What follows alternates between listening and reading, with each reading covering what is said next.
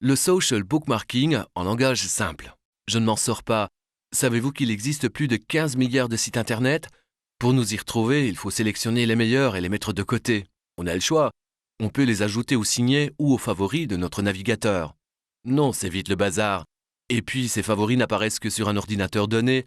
Ça, c'est l'ancienne méthode. Il existe une nouvelle méthode qui ne fait pas appel à votre navigateur, mais à un site internet. Il s'agit d'un site de social bookmarking, ou partage de favoris, comme Delicious, qui rend les favoris plus utiles et amusants.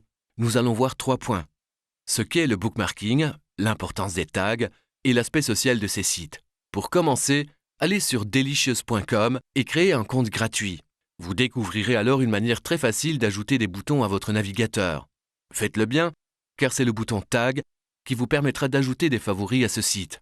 Sur n'importe quel site, cliquez du tag et la page en question sera enregistrée dans Delicious. Prenons un exemple. Vous êtes professeur de maths et vous cherchez souvent de nouvelles leçons sur Internet, mais il y a trop de sites. Impossible de tous les mémoriser. Grâce à Delicious, pour enregistrer un site, il suffit d'y apposer un tag. En voilà un! Super! Quand on appose un tag sur un site, une nouvelle fenêtre apparaît pour nous demander plus de renseignements. Vous pouvez alors ajouter des mots-clés ou des tags qui vous permettront de retrouver le site plus facilement. Par exemple ici, algèbre, condensé, cours, maths et devoirs. Cliquez ensuite sur Enregistrer pour entrer ce site dans Delicious. Quand vous enregistrez une page, il se passe 2 choses. Tout d'abord, le site est classé avec vos autres favoris sur delicious.com, puis les tags apparaissent dans une liste spéciale. Procédez ainsi à chaque fois que vous voulez enregistrer un favori. C'est le bookmarking. Faisons maintenant un bond de 2 mois pour mieux comprendre l'importance des tags. Imaginons que vous avez enregistré 100 favoris. C'est le chaos. Mais puisque vous avez ajouté des tags, vous pouvez classer ces favoris en fonction des mots-clés. Pour trouver les sites qui parlent d'algèbre, cliquez sur le tag algèbre et vous n'aurez plus que 3 liens. Grâce aux tags, vos favoris sont plus faciles à trouver. Mais ce n'est pas tout. Examinons maintenant notre 3e point, l'aspect social du bookmarking. Pensez aux autres enseignants. Vos favoris les intéresseraient peut-être eux aussi. Eh bien, ils peuvent les consulter. Sur Delicious, les favoris sont publics. Vos amis et collègues peuvent donc voir vos favoris et utiliser vos tags.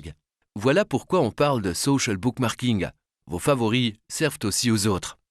Regardez, vous enregistrez des sites sur l'algèbre et vos collègues découvrent les pages intéressantes que vous avez trouvées. Puis, ils en enregistrent d'autres à leur tour. Au bout de quelques semaines, tout un groupe d'enseignants enregistre des sites et comme ceux-ci sont publics, tout le monde découvre de nouvelles pages.